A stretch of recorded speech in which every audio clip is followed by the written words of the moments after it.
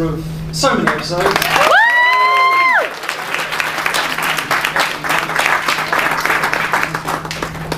Ralphie Goran, Season 2 writer.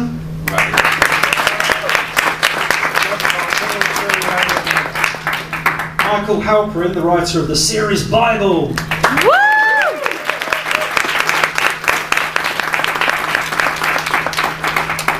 Charles Mbillis, who was, am I pronouncing that right, sir? Yes, sir. I am. Who was part of the development team for He-Man and the Master Universe and went on to become a great character designer, I should say.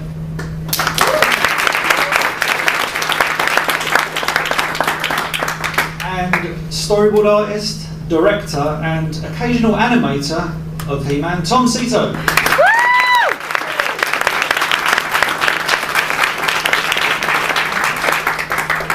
Okay, so I'll start with Michael Halperin, who was here from the beginning of, you know, where it all began, I guess. Yeah, yes, I'm afraid so. So I want to ask, how did you first learn about He-Man, and who approached you? Was it Mattel or Filmation? It was Mattel. Actually, I was working, I ended up working for Mattel. Mattel came to me at the very beginning, just as they had made a deal with Filmation, and the toy line had just been released. Ah. And they were having some difficulty with it in the sense that, not in sales, because kids really liked the action figures, but then they were getting letters and phone calls from the kids who were complaining that they didn't know who were the good guys and who were the bad guys. And they couldn't figure out how to play with the toys. Now, that to me was a sort of a sad commentary. Playing was, I remember when I was a little kid, my mother used to give me clothespins and say, play with them. We were poor. You know, pots and pans were good enough. But these clothespins? Well, I'm old. I'm old. And I was only 2 at the time. So, at any rate, they came. So a friend of mine was working at Mattel. He was in the brand area, and he was talking with Joe Morrison, who was the head of the male action division, I believe. And he said, and they were talking about we need a story. First of all, we need a story for the new series that we're developing, because we don't have an idea who these characters are and why they're doing what they're doing and where they're coming from. And second, we need something that will help us with the merchandising of the toys, so that when we sell the toys, the kids will know what they are, so when they play with them, they can have some idea of the good guys, the bad guys, and things like that. So I had written a sword and sorcery motion picture screenplay. That's where I come from. My background is as a television screenwriter. And I also have a background, a doctorate in film studies, and also done a major study on, I was always interested in mythology. And I thought, this is where I came from. And they brought me in, they read the screenplay, they said, would you be interested in developing the background of these characters, where they live, who they are, why they're doing what they're doing, and what their interactions are, and why they're interacting with, how should they interact in a sense, because they had no idea. They just designed the toys, and they were really neat, and the kids liked them. They had no idea what these toys were about. So I said I would take a stab at it, I would try, and I ended up writing a rather lengthy Bible. This is actually the Bible, one of them. This is the final draft of the Bible that I wrote in my own typing. Ooh, via computer. For spell check. Yeah. No spell check at all. Obviously they redid it, and I have the version that they did. This is the original. There's a first draft that exists, which is interesting because it's on heman.org. I don't have that first draft myself. I do. I'll do you a copy after the show. Thank you. It's online with all my little scratchings and hand scratchings, including the fact that the original name of Orko was Gorpo. Yes. G-O-R-P-O. And I fought against that, and I went to Mattel and I said, you can't name a character who's funny. Gorpo, you know, there's a line from Neil Simon's The Sunshine Boys. Words with a K are funny. Chicken is funny. Feathers isn't funny. I said it's got to have a K in it, so we came up with Orko. So it's a funny name, supposedly.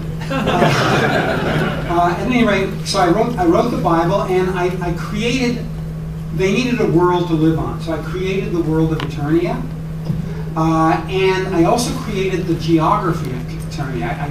If you read the Bible, you'll see how I describe it in terms of the way the Western Hemisphere and the Eastern Hemisphere are two different worlds. One is the dark side, and one is the light, the side of the light, the good, the bad kind of idea. Who lived there? What kind of monsters lived there?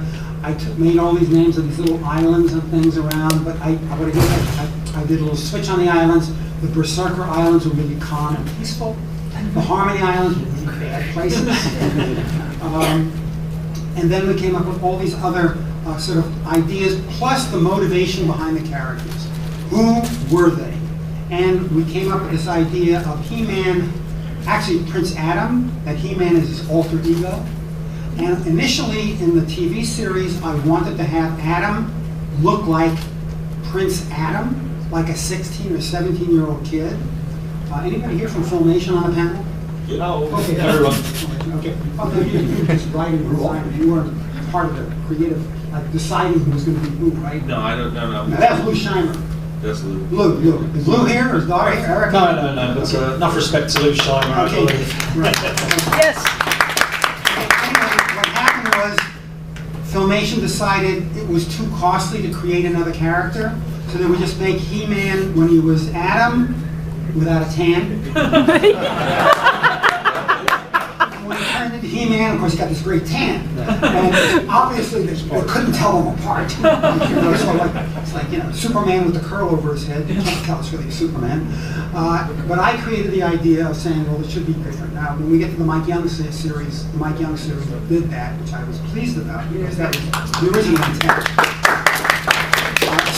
So this is how things happen in television. I wrote the series. I had this idea of the origin story, which was not really done until much later in the original series, but is used as the opening of the new series that was done in 2002, because I really needed this sense of urgency in who they were. The original story was you have this planet in which you have all these problems going on. The elders need to hide themselves because they're going to be taken over. The castle, the Hall of Wisdom, or the Palace of Wisdom, is going to be taken over by Skeletor. They need to do something about it, so they meld themselves into this incredible crystal. They change the Palace or Hall of Wisdom into Castle Grayskull, which looks like this horrible, monstrous place hidden in the jungle of Eternia, and in the green jungle. And nobody's supposed to know where it is. It becomes a myth in Eternia. It really doesn't exist. Nobody thinks it really exists, but it's a mythology that they have in their culture. In the meantime, back on Earth, you have Marlena, who is an astronaut. Her name is Marlena Glenn. Yeah. And she's an astronaut, and she's flying a space shuttle, but it's a different kind of space shuttle. It's a much more. It's my own idea of a space shuttle. And they fly up, and she gets caught in this time warp that occurs when Skeletor breaks through the mystic wall, creates a time warp. The spaceship goes through this time warp and ends up in the Eternian universe. She crashes, and her teammates are a woman named Evelyn Powers? No, Evelyn. Evelyn? Yes, I have it down here. Powers. Evelyn Powers, yeah, Evelyn Powers. And there's an optics expert aboard the ship as well, who's jealous of Marlena, and they're both jealous. Plus they have this guy, his name is Biff Beastman. He's a mechanic aboard the space shuttle. They crash. She survives on the good side of Eternia. The three other people end up somehow on the bad side of Eternia, just landing, and they mutate into Evelyn, Triclops, and Beastman. And Interesting. And the whole idea behind those three characters, which I wish they would have used in the series, is that they are so jealous of Marlene, they're always trying to get her. They're always trying to destroy her, and when they meet Skeletor, they realize, aha, this guy is going to be our ticket to getting even with her for being this genius astronaut that we should have been. We should have been the captains. That was part of the story, which is totally destroyed. Ha. Hold on. Did you like it? Yes. I liked it too. A lot of other things I liked that they took out also. At any rate, she ends up meeting Randor, who is the king of Eternia. Randor and she fall in love, and they get married. She becomes the queen. They have a baby. It's Prince Adam. Adam then, when he turns 18, I think, 18, is taken by Duncan, who's man-at-arms, to Castle Grayskull. The sorceress leads them there, and where she then presents Adam with the sword of power, which he rejects, because she says, who the hell am I? You know, I'm just a kid. What are you giving this to me for? I can't do this. And she says, yes, you're destined to be the champion and the savior of Eternia. And there's an article that was written just in June of this year. I don't know if anybody's seen it. Was it put on the website? From the Journal of Religion and Popular Culture. A doctoral thesis was written about He-Man, in which he says a lot of things about what I was doing that I don't recognize. About saviors, things like that, you know. But it's an interesting scholarly article. It's been written about He-Man. Anyway, what happens is he finally takes the sword. Duncan can't even touch it. When Duncan tries to grab the sword himself, he's repelled. Only Adam can hold it, and she tells him, you are it, and he says, I have the power. Boom! He becomes He-Man, and that's the beginning of the whole show. Anyway, we did this in the series. We did this with the background of the show. We created all the characters, all the motivations, the relationships between Adam and Teela, for instance. There's explicit in here. There's sort of this love-hate relationship that they have. Eventually, we keep thinking, oh, they're going to get together, you know, one of these days. But she's tough and she's liberated. The whole idea behind creating her was this liberated woman. She's a liberated lady, woman, a liberated person. And she has power of her own.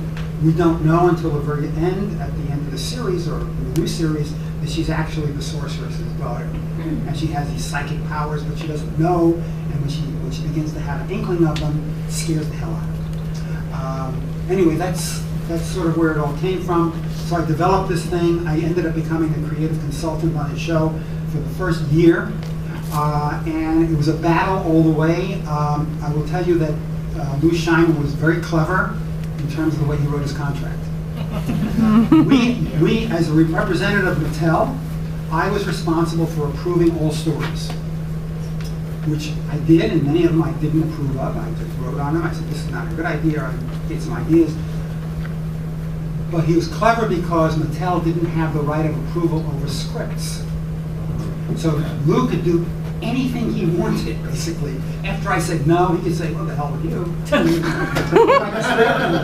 Go ahead with it. That's it. That's the end of it. And they did. And so we had this ongoing battle for the first year that I was on the show.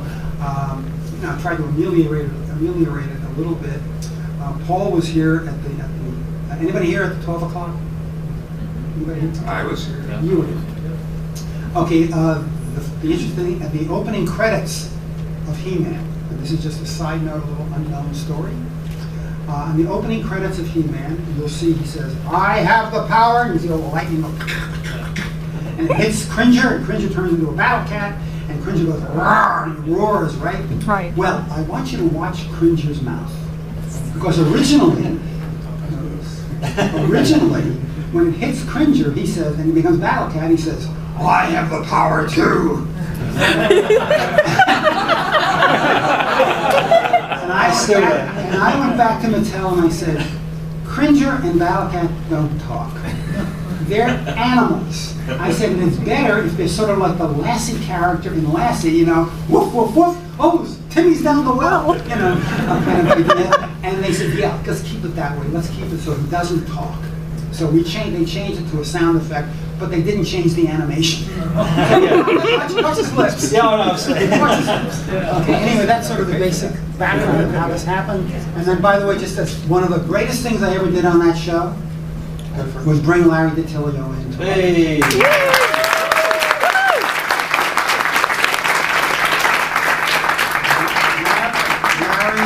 Larry had written an article for Dungeons and Dragons magazine. Was it Dungeons and Dragons? Magazine? The Dragon. Okay. Yeah. TSR's magazine. TSR's magazine. I read it and I said, this guy should be writing the show.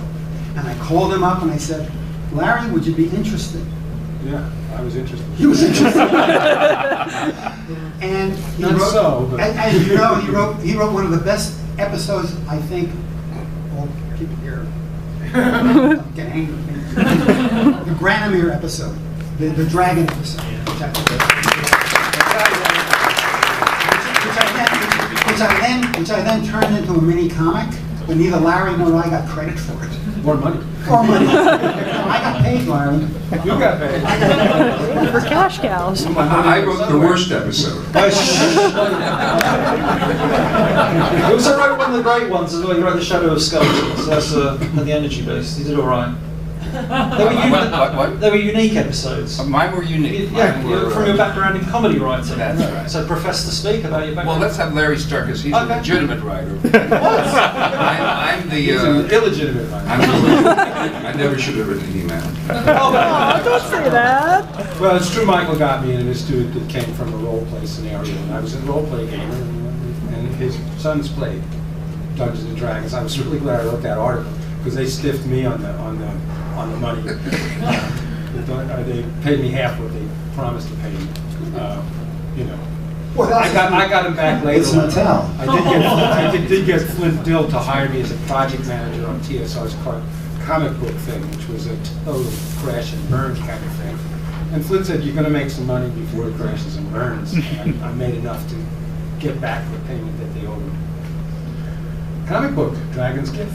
Oh yes. Which has been passed Sue this man. Dragon's That's my Gift. lawyer. No, he said, he says, "Well, go down and speak to Arthur Nadell." He said, "You got some credits, and you know, Arthur's looking and for people that write sword and sorcery." And that was what I was into at the time. I loved sword and sorcery. Big Rocky Howard fan, still am. You know, Covenant and all that stuff was great. So writing for this was great. I didn't realize we weren't going to be able to kill anybody or cleave their heads. In fact, touch people. It was a Filmations show, so it was really very mild. You know, punch to the camera. What are you punching? Punch to the camera. But no one ever falls down. There's always convenient mud puddles. Yeah. I mean, I always like the fact that Lou was always so proud of that He-Man would wave that sword, but he never actually cut anybody with it. He always cut the drapes on. And then we used to get like fan letters, like fan fiction from the fans, and He-Man's always like sawing Skeletor's head off. Yeah, the fan fiction was more like the movie. Oh. The storyboard department upstairs. That's where you saw the gruesome. Oh yeah, we had fun. That was the gruesome stuff. That and the giant penises in Orko. I don't know how you guys ever got that appearance. I said, there's all these giant in Trolla. We didn't notice. We didn't notice. I know. You didn't notice you were young kids, but we were all. We were horrible ones. You know, we're always trying to push the envelope. I'm a bad person. I have a good reputation as a bad loose cannon. Because I was very passionate about my writing. And I wanted to do the best I could, and I wanted to do something different. And I'm going to use Dragon's Gift as a sample of that. Dragon's Gift is the episode it's often called, the episode that totally is not what He-Man was about. It broke all the rules. Number one, He-Man didn't win. Granomir won, yes. But He-Man didn't win. He did win the end, but there was no Skeletor in it, just for the first thing. I had a real problem with Skeletor when I got in the beginning of the show. I said, every episode here is Skeletor does something, and then He-Man does something. And I'll talk about that tomorrow at the She-Ra panel as well, because I wanted to make the She-Ra panel directly opposite. I wanted her to be proactive, and Hordak to be the guy who reacts. Okay, if I could just interrupt for just a second. No. What Larry did was exactly where I wanted the show to go. My idea was, and Larry followed through on it, was to do sort of a mythological a story that had more myth in it than what they were doing already at Filmation, and he accomplished that and got away with it. Larry was definitely the most passionate of the He-Man writers. He turned in 60-page scripts, as I recall. And the scripts had to be like 35. I think Page was. He said, I can't cut anything. No, I never said I cut him. It's all too good. I can cut him. Once I got him, I can cut him. Well, that was the Chakotay thing, wasn't it? It was a one-part episode that became 2 parts in the end because it was just so... That was just too expensive for one script. Right. And I was very pleased when it was... I wasn't very pleased, actually, because it meant doing a prequel story and not a story that actually goes together, which it didn't. Oh, I liked it. But they said if we amortize the cost over 2 episodes, then we can do it. And my whole thing in that was just to scare the bejabbers out of people. Well, it worked already, yeah. I said I wanted to really, like, make you go to bed crying. I'm sorry about that. It was just a horrible Thrown cartoon out. writing. You're not forgiving. Like I said, I'm going to scare the hell out of them. I want to go over to Charles Imbillis. Can you talk about, like, this is new for me as well, your whole development, like how you came onto He-Man from the beginning, as it were, right from the beginning? Sure, I'd be happy to. I'd like to do one thing first, folks, if you don't mind. I just like to do this every once in a while, wherever I go for a gathering. Can I take your picture? Of course. Yeah. Awesome. I want to just, like, You want record to be the audience. Just want to be happy and friendly. And I'm just going to take it, like, I'm just going to take That's this. panoramic. Okay. So here we go. We're starting over here. Smile. No, I'm going to get this going. Come on. Okay. Does this camera like magically join them together? No. Oh. That'd be cool though. Am I going to be in the shot? That's it. Okay, thank you very much. I really appreciate it. So the question was, how did I get involved? Yeah, from the very beginning. It's a little bit of a story, and I don't want to take up too much of the time. I know that we're limited with time, and this could go on for a while.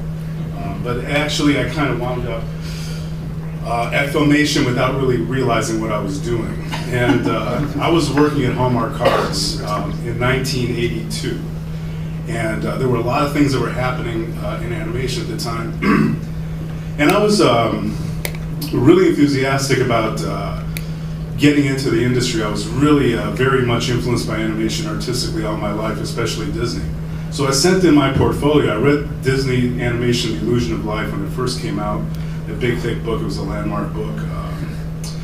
At the beginning, I read something about how the guy, Ron Miller, who was the head of Disney, was looking for animation artists who could, animate the Disney style, but they couldn't find any. It was like, so I immediately personalized that, and I said, well, I can, animate the Disney style. I know I can do it. I'm very much influenced by that. So I sent in my portfolio to Disney, and this was in the days before answering machines and cell phones and all this kind of stuff. And if you weren't home and somebody called, you just weren't home. That was it. And I guess that Disney was trying to contact me for about 3 or 4 weeks, and I didn't know it. And finally, I called them in, and I spoke to a fellow by the name of Don Hahn, who's like a big executive there now. And he told me that I had made it into a training program. But it was February of that year, and there was like 3 feet of snow. I was in Kansas City. I couldn't possibly leave my job in like a week. That's when the training program was starting. So they were going to schedule me for another one that was going to start in the summer.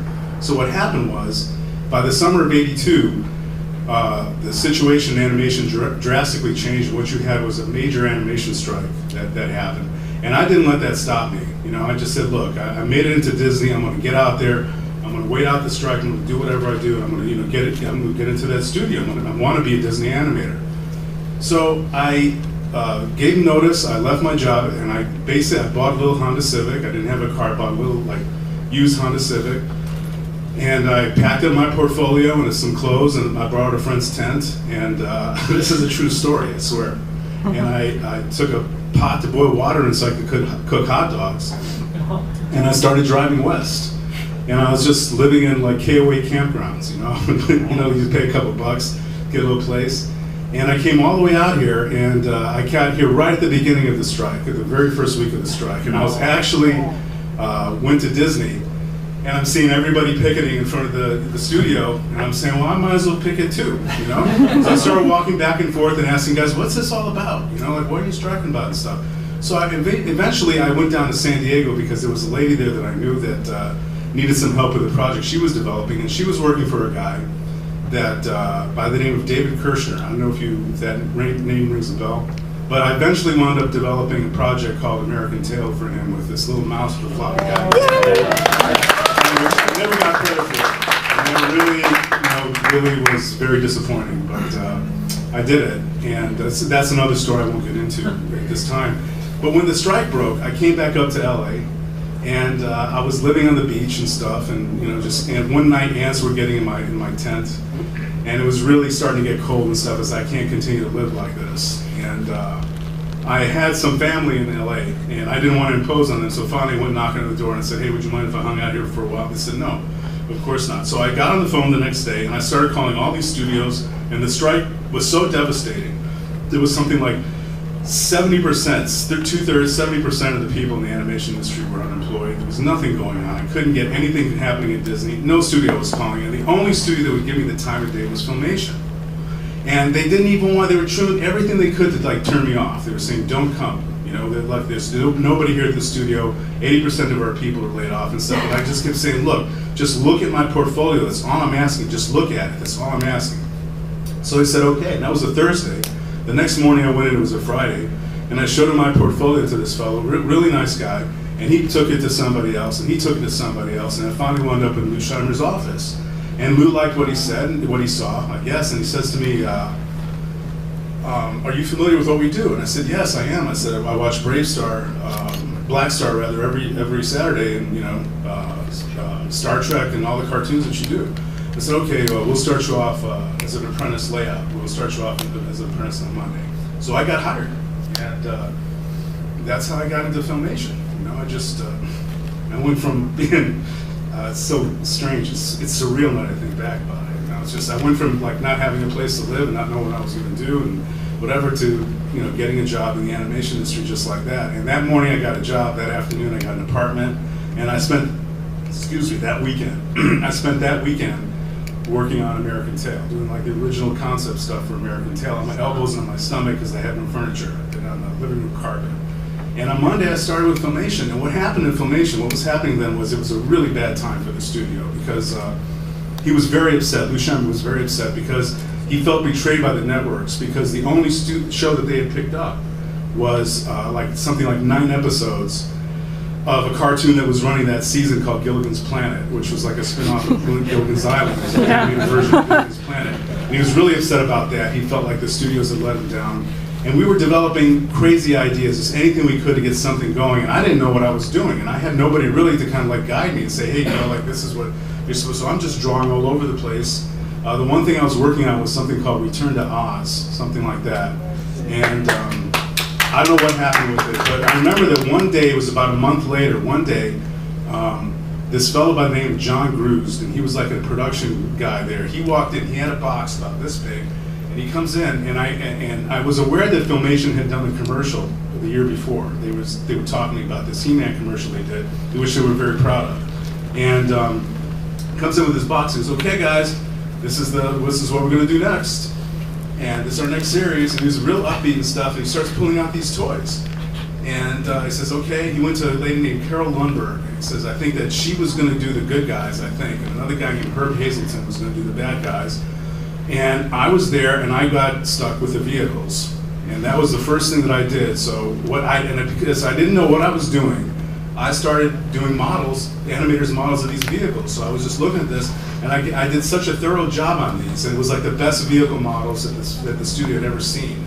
So before I knew it, I was like, not that one. Like the Wind Raider and the Sky Sled and all this stuff. And I started doing all the stock scenes, all the stock animation footage of He-Man running up on the Sky Sled. Whenever you see the original series He-Man running up on the Sky Sled and takes off, and the Wind Raider coming in this way and this way. Those were all scenes that I laid out. And I got kind of labeled as the vehicle designer for the studio, and I had no idea how to design vehicles. I just didn't. I really wanted to be a character animator. That's what I came to Los Angeles for. And so what happened was one thing led to another. I wound up doing the layouts with a guy named Dave West. He was my supervisor. The very first show that we started animating was Cosmic Comet. Oh, yes. It was number 5, but I think it was the very first show that we ever did. And that was the first series I actually started to get involved with. And then they realized that I had a knack for designing characters, because there were some characters that needed to be designed for the episode, like this one little character called Lizard Man that walked along dragging his tail and stuff. with a little hood on him, and you know, it's just a stupid thing. But I did this character, and then they started, you know, like having me design more characters, and they realized I had a knack for doing character rotations, and before I knew it, I was designing characters, and I hung in there for as much as I could. I really did. And what happened was, when I first started, because there was nobody there, I had this pretty good sized room all to myself. And then the second artist that came on was a guy named Bruce Timm. He was my first leader. He was like 21 years old. He had just got off of working on Don Bluth's Secret of Nim. Ooh. He was doing, he was like an in-betweener there. And he had been on Black Star that previous season.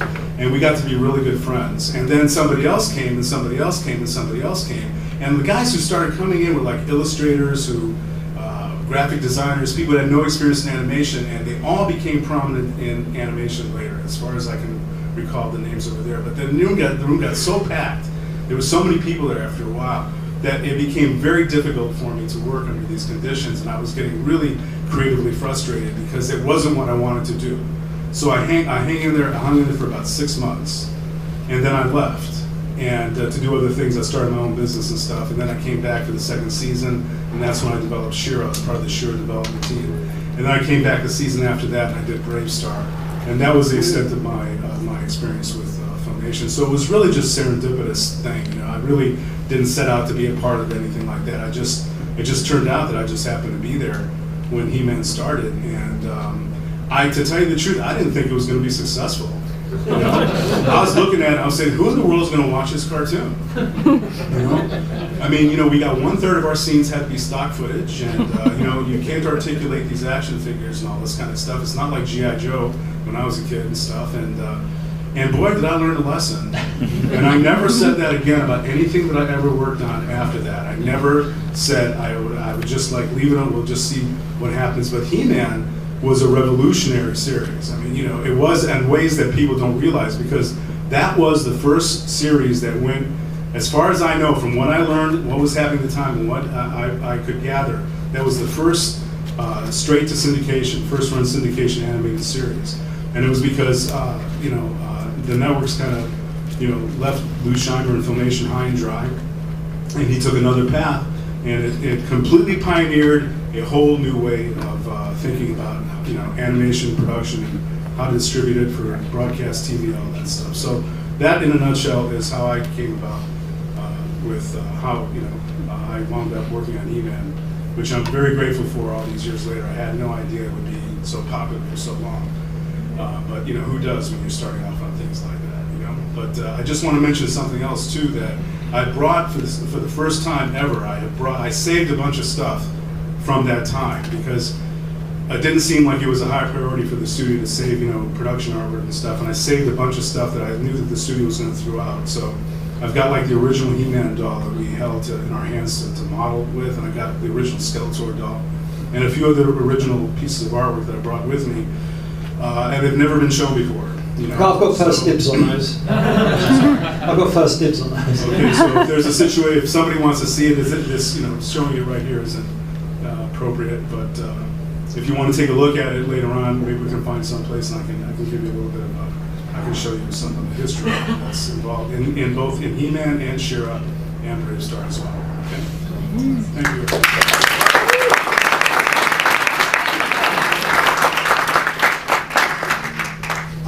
Let me clarify something you brought up about distribution. In reality, Filmation was basically an organization for hire by Mattel. Mattel had wanted to produce this thing and get it distributed on the network, NBC, CBS, NBC, and they were turned down by everybody. So what they decided to do, and this is a boon to Lou and to Filmation actually, they literally hired Filmation to produce the series. And then the notion that they had was they were going to syndicate it, but in a different way. Instead of syndicating it where the stations literally buy the show and put it on the air, Mattel said, no, we're going to give the show away. We're going to give the show to these, because they wanted to sell the toys. The whole idea was sell the toys. We're going to give this show to independent stations on a syndicated basis. They will be able to put their own commercials into it, and Mattel will also put its commercials in. So when the stations go to, let's say, a local baker and say, we're putting this new show and you can get a commercial, and you know, Mattel is one of the sponsors. National sponsor, local sponsor. This made a tremendous impact on the market, and what they did is they ended up getting 90% of the syndicated market on that basis. And it went on for, how many years was it on the air? 7? Yeah, something like that. Quite a while. How long, Larry? About 7. 7 years. Yeah, it was on the air for We had 130, Yeah. 65 episodes a season. Right, so it was on the air, right, it was on the air for a long time, but it was Mattel's idea to do that, and Mattel went to Filmation to get it done, because they knew that Lou could turn it out fast, economically, and also the other thing that Lou did, which I think was really great, he didn't outsource the animation. It was all done in the United States. Yes.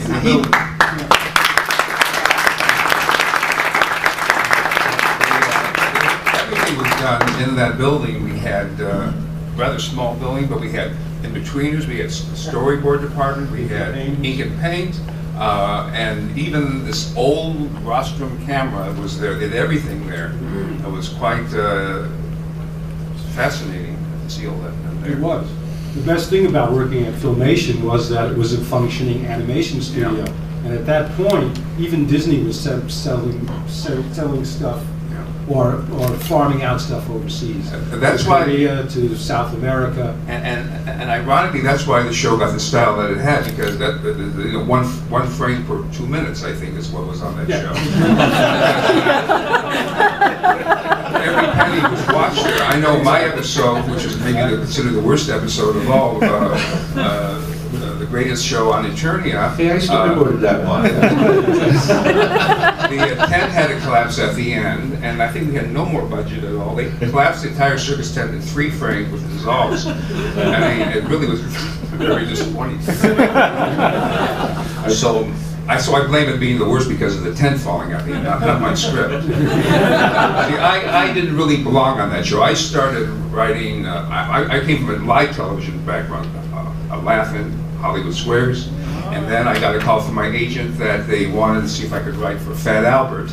And I said, no, I can't write cartoons, and I certainly can't write Fat Albert cartoons, because I couldn't understand the so-called pseudo-dialect they use. And no, but they called me in there, and Arthur Nadell, who was in charge of the writers, he had me write 1 script. They liked it, and to my surprise, I started writing Fat Albert shows, and I wrote 13 of them.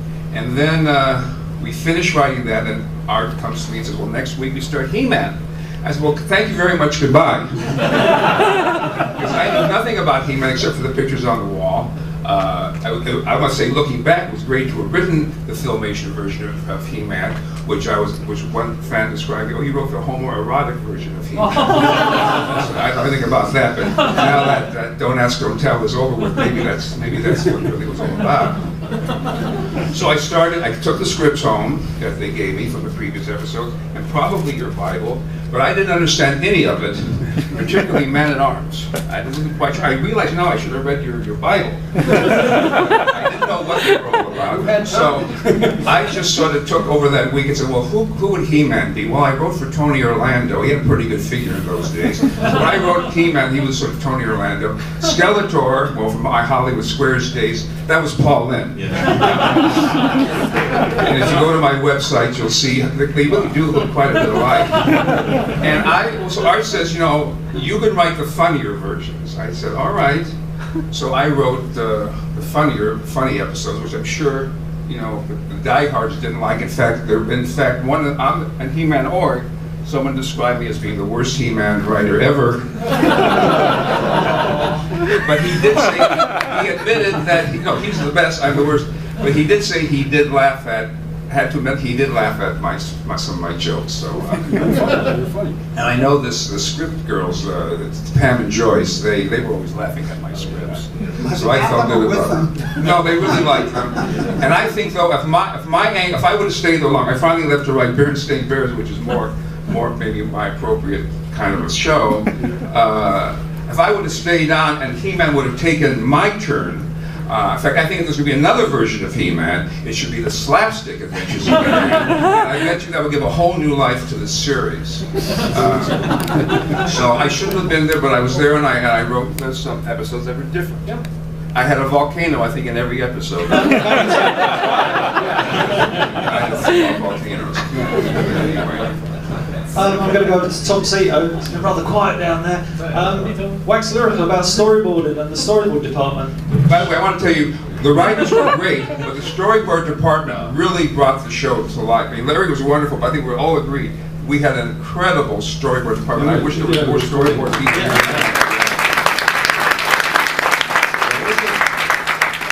The fun part about doing storyboards on that was that we had that standing mandate of 35% reuse from the other shows, and you know, from the stock system, and you had to incorporate the stock into every, and it became like the Times crossword puzzle or something. It was fun to figure out, okay, how can I get in? You know, when He-Man has the sword and he goes.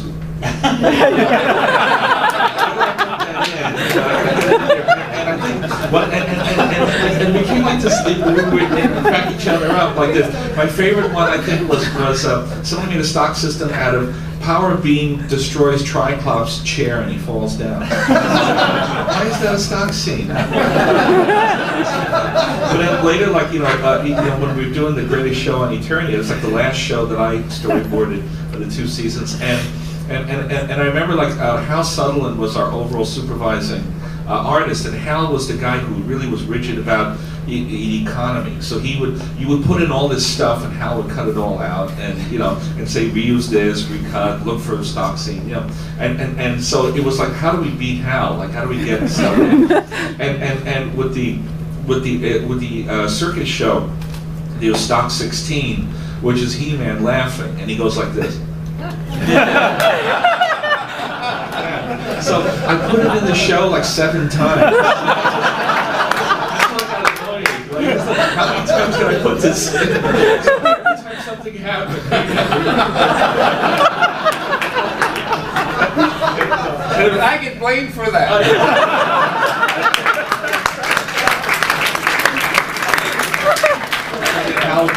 Trying to be funny, Cito. It was entertaining. You know, one thing I'd like to ask the panel too, because I'm very curious also, is how the name He-Man was coined. You know, because you know, I come over from the Richard Williams studio. He's the guy who directed the animation of Who Framed Roger Rabbit, and you know, I worked for him on an ABC special, and then like I said, the strike happened, and there was a recession afterwards.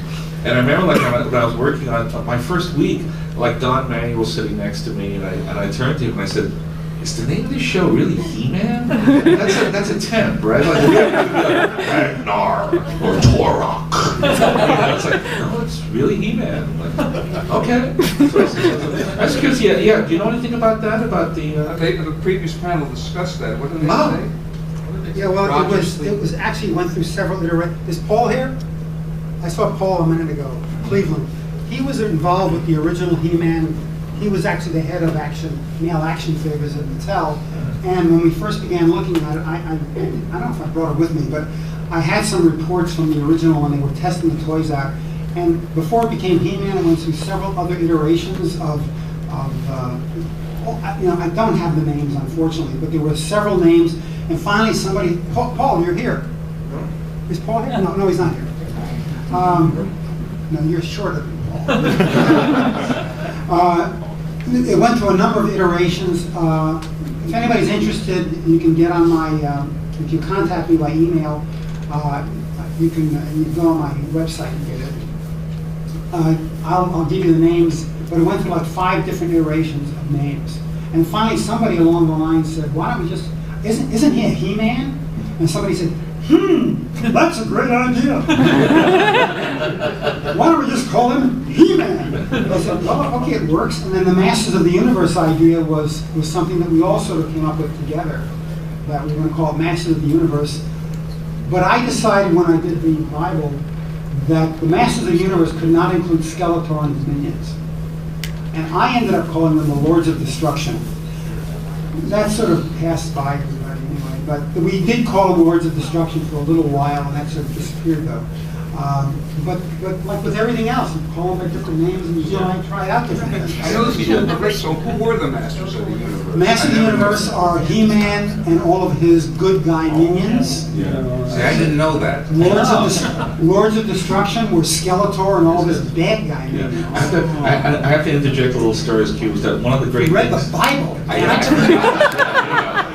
Yeah, one of the great things about the show too was that because it was all done in the United States and was all done within the studio, we had a lot of excellent artists who later went on, like almost the entire effects department, the entire assistant department, later like went to Disney's, you know, when they started up on Little Mermaid, and started like really building up the department. So there was a lot of excellent artists there, and also we had a lot of golden age artists who were sort of ending their careers. So we had guys from the Max Fleischer studio and people from Warner Brothers, and it's amazing to see different folks. And there was this elderly assistant animator named Jim Logan, who was like a good old friend.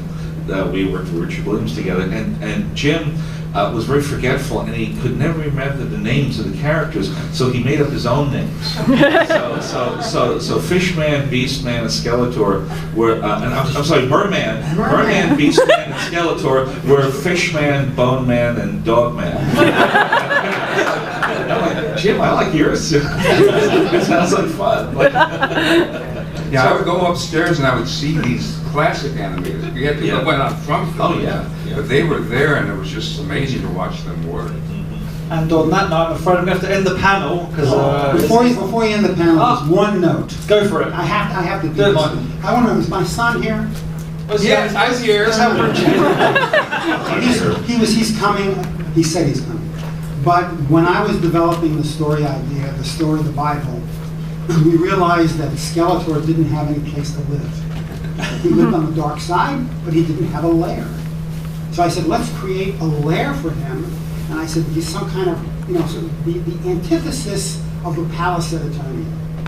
He had to be the antithesis of it. So he and I kicked around. He was 7 or 8 at the time. And I figured a kid that age would know, right? What do I know? I'm an adult. So he came up, and we both came up with the idea of calling it Snake Mountain. And I said, well, what do you think it looks like? Because I was trying to write it down in the description in the Bible. And he sat down, and I saved this. This is the drawing that he made when he was 8 years old. Oh, cool. And it looks like, well, I have a better picture here. I made a Xerox of it, so it's clearer. He made this picture of the exterior and the interior. And I described it, I used this as the description. Mattel then took it and took the description and designed the toy. And that was used later as part of the TV series, of the animated series. And what he has here is he has a snake coiling around the mountain. He has the interior, the throne room. He has the dungeon. He has an elevator. Even has an elevator. There's a bunch of other windows, and he labeled everything. Today, my son is now one of the foremost motion picture digital artists in the United States. Cool. He does motion pictures, special effects for Titanic and Apollo 13, Armageddon. And right now, he's doing another movie. I can't remember which one it is. Anyway, just to let you know.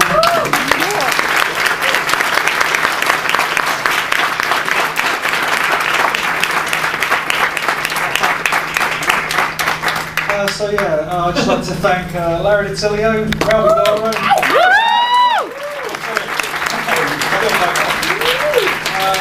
Ralph Goran,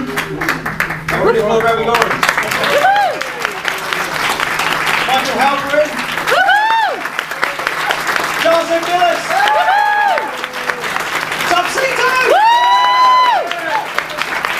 The Harmony Islands were really bad places. And then we came up with all these other sort of ideas, plus the motivation behind the characters. Who were they? And we came up with this idea of He-Man, actually Prince Adam, that He-Man is his alter ego. And initially in the TV series, I wanted to have Adam look like Prince Adam, like a 16 or 17-year-old kid. Anybody here from Filmation on the panel? Oh, okay, everyone. Okay. Oh, no, you just writing designer. You weren't. part of the creative, like deciding who was going to be who, right? No, I don't know. Now, that was Lou Scheimer. That's Lou. Lou. Is Lou here, or is daughter here? Erica? No, but enough respect to Lou Scheimer, I Okay. believe. Right. Yes. Anyway, what happened was Filmation decided it was too costly to create another character, so they would just make He-Man when he was Adam without a tan. When he turned into He-Man, of course, he got this great tan. And obviously, they couldn't tell them apart. So it's like, Superman with the curl over his head. You can't tell it's really Superman. But I created the idea of saying, well, it should be different. Now, when we get to the Mike Young series, the Mike Young series did that, which I was pleased about, because that was the original intent. So this is how things happen in television. I wrote the series. I had this idea of the origin story, which was not really done until much later in the original series, but it's used as the opening of the new series that was done in 2002, because I really needed this sense of urgency in who they were. The original story was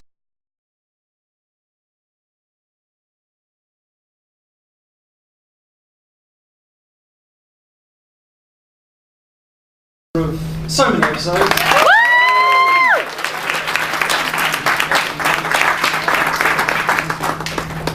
Ralphie Goran, season 2 writer.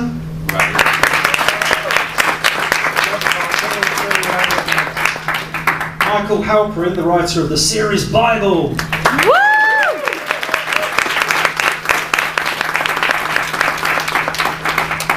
Charles Mbillis, who was, am I pronouncing that right, sir? Yes, sir. I am.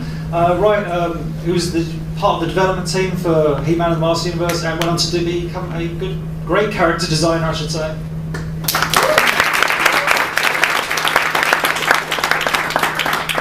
And storyboard artist, director, and occasional animator of He-Man, Tom Cito.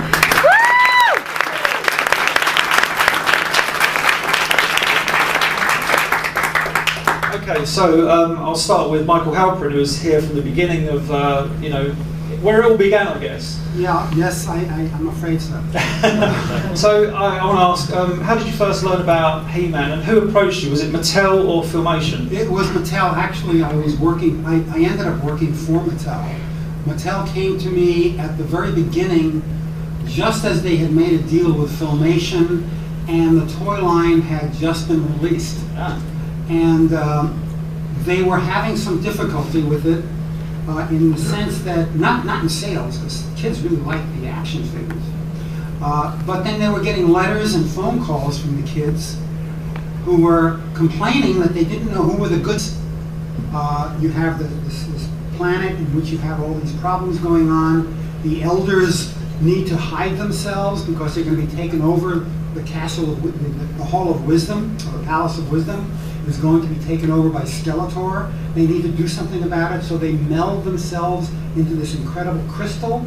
They change the Palace of Hall of Wisdom into Castle Grayskull, which looks like this horrible, monstrous place hidden in the jungle of Eternia, and in the green jungle.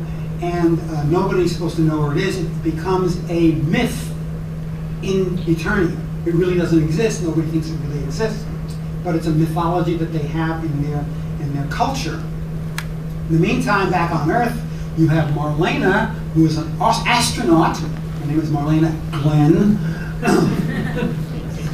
Yeah. And she's an astronaut, and she's flying a space shuttle, but it's a different kind of space shuttle. It's a much more, it's my own idea of a space shuttle. And they fly up, and she gets caught in this time warp that occurs when Skeletor breaks through the mystic wall, creates a time warp. The spaceship goes through this time warp and ends up in the Eternian universe. She crashes, and her teammates are a woman named Evelyn Powers? No, Evelyn. Evelyn? Yes, I have it down here. I'll just Powers. Evelyn Powers, yeah, Evelyn Powers, and there's an optics expert aboard the ship as well, who's jealous of Marlena, and they're both jealous. Plus, they have this guy. His name is Biff Beastman. The guys and who were the bad guys. And they couldn't figure out how to play with the toys. Now, that to me was a sort of a sad commentary. Playing was, I remember when I was a little kid, my mother used to give me clothespins and say, play with them. We were poor. Pots and pans were good enough. But these clothespins? Well, I'm old. I'm old. And I was only 2 at the time. At any rate, they came. So a friend of mine was working at Mattel. He was in the brand area, and he was talking with Joe Morrison, who was the head of the male action division, I believe. And he said, and they were talking about we need a story. First of all, we need a story for the new series that we're developing, because we don't have an idea who these characters are and why they're doing what they're doing and where they're coming from. And second, we need something that will help us with the merchandising of the toys, so that when we sell the toys, the kids will know what they are, so when they play with them, they can have some idea of the good guys, the bad guys, and things like that. So I had written a sword and sorcery motion picture screenplay. That's where I come from. My background is as a television and screenwriter. And I also have a background, a doctorate in film studies, and also have done a major study on, I was always interested in mythology. And I thought, this is where I came from. And they brought me in, they read the screenplay, they said, would you be interested in developing the background of these characters, where they live, who they are, why they're doing what they're doing, and what their interactions are, and why they're interacting with, how should they interact in a sense, because they had no idea. They just designed the toys, and they were really neat. The kids liked them. They had no idea what these toys were about. So I said I would take a stab at it. I would try, and I ended up writing a rather lengthy Bible. This is actually the Bible, one of them. This is the final draft of the Bible that I wrote in my own typing. Ooh, via computer. Full spell check. Yeah. No spell check at all. Obviously they redid it, and I have the version that they did. This is the original. There's a first draft that exists, which is interesting because it's on heman.org. I don't have that first draft myself. I do. I'll do you a copy after the show. Thank you. It's online with all my little scratchings and hand scratchings, including the fact that the original name of Orko was Gorbo. Yes. G-O-R-P-O. And I fought against that, and I went to Mattel and I said, you can't name a character who's funny. Gorpo, you know, there's a line from Neil Simon's The Sunshine Boys. Words with a K are funny. Chicken is funny. Feathers isn't funny. I said, it's got to have a K in it, so we came up with Orko. So it's a funny name, supposedly.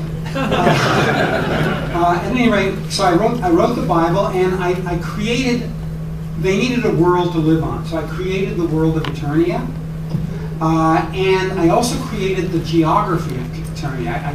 If you read the Bible, you'll see how I describe it in terms of the way the Western Hemisphere and the Eastern Hemisphere are 2 different worlds. One is the dark side, and one is the light, the side of the light, the good, the bad kind of idea. Who lived there? What kind of monsters lived there? I made all these names of these little islands and things around, but I did a little switch on the islands. The Berserker Islands were really calm and peaceful.